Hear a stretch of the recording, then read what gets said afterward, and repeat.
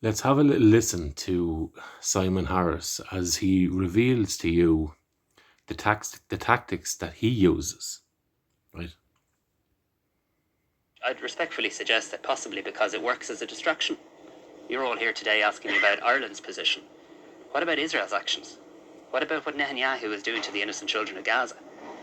This is the diplomacy of distraction. So obviously he's talking about the situation. Look at Germanta, who was right as well.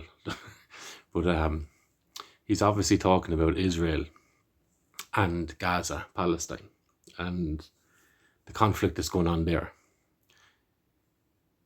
Not that it being none of our business should preclude people from having an opinion on that, but his personal opinion should be left at home, right? Instead of him attempting to throw the weight of the Irish nation behind one side or another, right? And what he said there is diplomacy of deception. This is how he operates.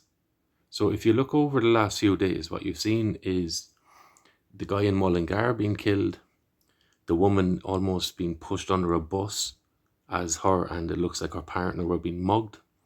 You're seeing the guards being attacked. You're seeing the guards being attacked in the IPAS centre. You have seen post-election Ireland spiral into an urban warfare setting or situation, right? And instead of Simon Harris addressing any of these things, which he never will and never does, right? Or he'll bend it in a way that favours perhaps a more military style Gardaí presence in Ireland, which will be used overwhelmingly or disproportionately against the Irish people. So that's the tactic he'll use there. But prior to that, seeing as the noise is manageable on his end from the public, he will engage in a diplomacy of deception, right? Or distraction, sorry. Either one, both fit the mold, right? So he's coming out talking about we listen to what he's talking about. And I think it is deeply regrettable that they took that decision. They have every right to take that decision to close the embassy. I'd rather it didn't happen. We will continue to engage diplomatically. But nobody's going to silence Ireland. I believe in freedom of speech and people are entitled to articulate their views, but they're not entitled to have an alternative set of facts. What's happening in the Middle East, what's happening in Gaza, is extraordinarily serious. I mean, Ireland's position has been clear on this from day one. We want to see the release of all hostages, absolutely. We condemned the horrific terrorist attack by Hamas on Israel, 100%, absolutely. A horrific terrorist attack.